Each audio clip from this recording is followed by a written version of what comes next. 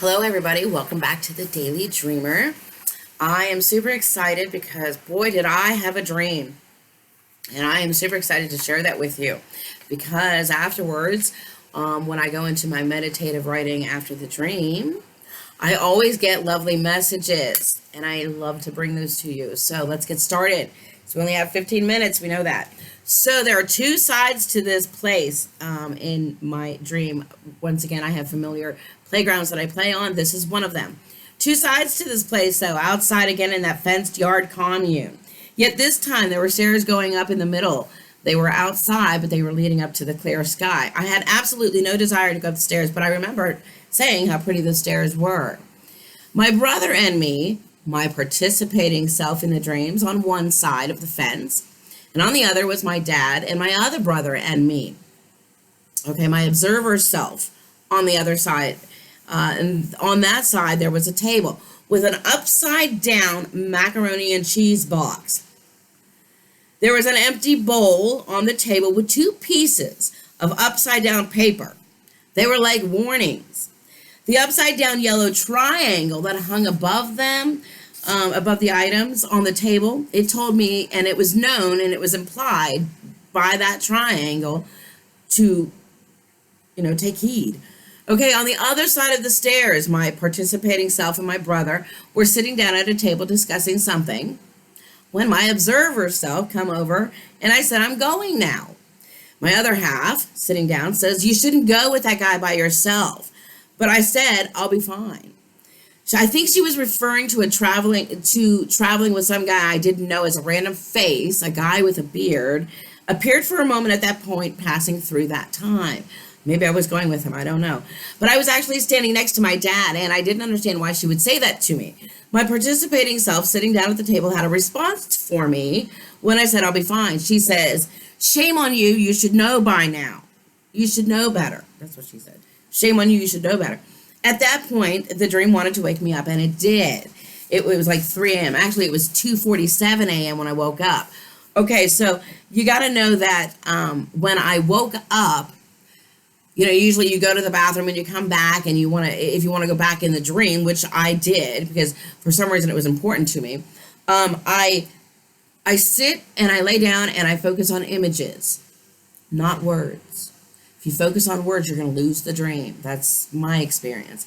But when I focus on images, I can go right back in that dream, which is really cool. And that's exactly what happened here. I went back in the dream. Okay, so once I got back into the dream, I kind of hung out for a moment.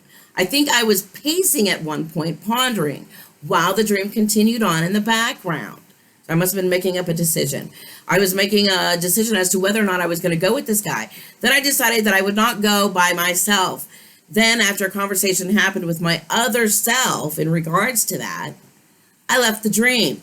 When I was done and had decided to come back, I looked to the left and a hole appeared in the scenery. That's cool. And I crawled in it to get back. Coming back from the dream, I remember being sucked through a translucent tube. And when you looked out, you could see space.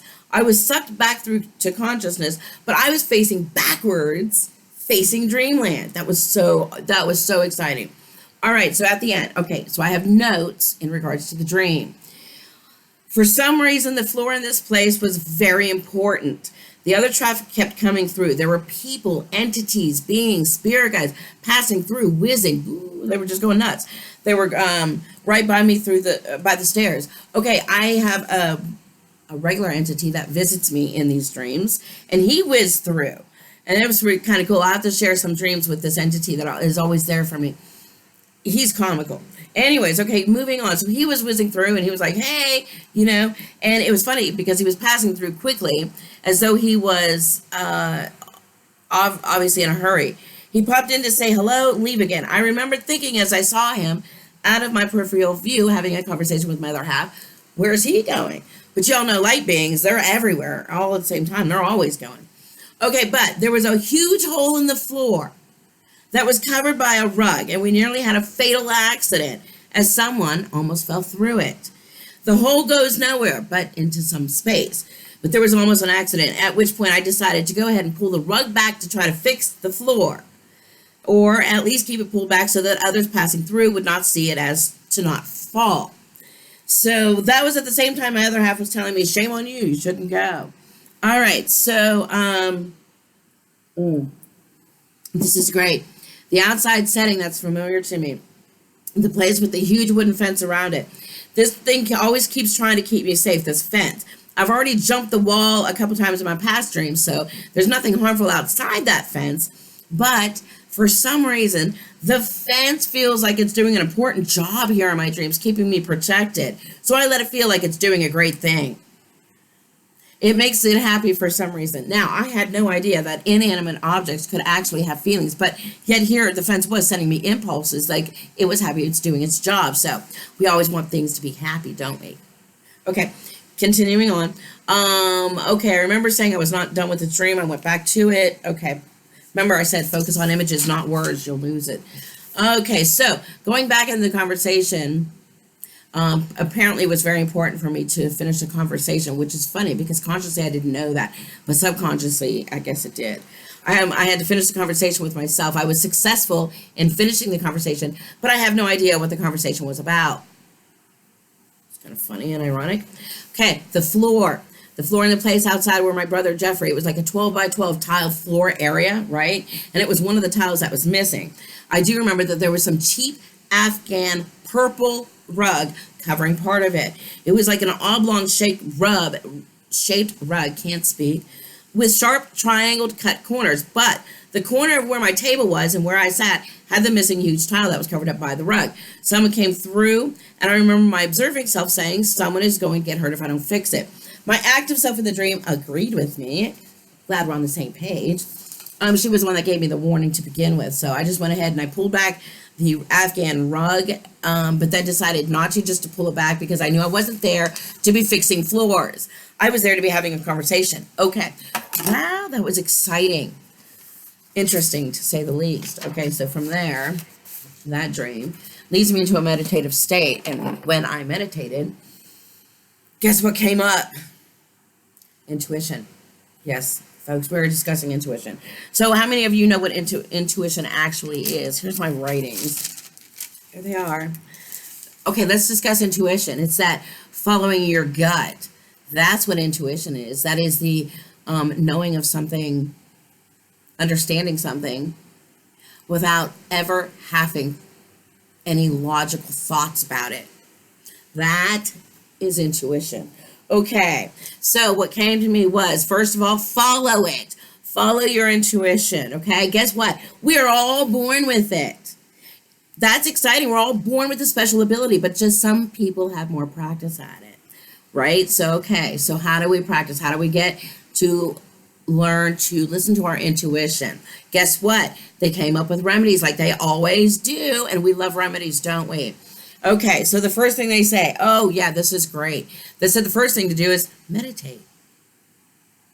Imagine that. Sit with yourself, quiet, shh. 5 minutes, silence, just for you.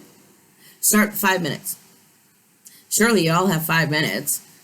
I mean, there's 24 hours in a day. You can figure that one out. So the first one is meditate, okay? But if you can't do that, guess what? They have a backup, and this one is great, okay?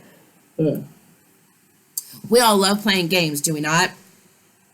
Remember the game that we played, the yes-no game, with our desires that got out of control, our thoughts that got out of control? The yes-no, okay, we're going to play a yes-no game with this one. This is definitely sure to strengthen your intuition. I got to check my time. We're doing good. Okay, real quick. It's a yes-no game with your intuition. Follow me here, folks. This is fun. So you get cards. You get 3 cards. You put a yes, you put a no, and you put a maybe. Okay. Turn them over, shuffle them up, hang out just for a moment. Okay, ask yourself a question that you know the answer to. Is my name Jody? Just for a moment, sit and reflect. Feel your energy and feel which one you are strongly pulled to. In my case, I pull no. Guess what that means? It means I need to strengthen my intuition. I need to sit with myself to understand my own energy to be able to, next time, hopefully get that question right. Do it again, okay, when you're pulled to it, okay? If you get a yes, yay for you, okay? Understand that energy that pulled you there. That's your intuition. Okay, so let's see what else. No need to develop any skills for it. Guess what? We don't have to add another skill to what we're already trying to deal with because we're all born with it. We just have to enhance it, and that's what we're doing when we play these games. Always going to have the remedies, folks. Okay, so it says, follow it. Okay, it will help you with decisions and help with our clarity when our logic has us confused. Well, I'm always confused, so I should just really start paying attention to mine. All right, we know. This is great. Okay, once you practice that game, the yes/no game of is my name Joe. Now, once you're able to recognize that energy, go ahead and do something a little bit harder. Write a question down that you don't know the answer to. Am I going to get this job? Write down 3 possible scenarios, okay, that can happen from that question. Turn them over, shuffle them up, sit for a moment, meditate on it, okay? Listen to your gut. Pick up the card that your gut feels strongly pulled to. Read it. Maybe your gut intuition, is trying to tell you something.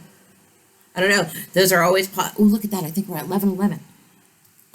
11:20. Anyways, we're going to end it there because that's always a good time to end. And thank you so very much for coming with me and hanging out on my dreams. And until next time, blessings and sweet dreams.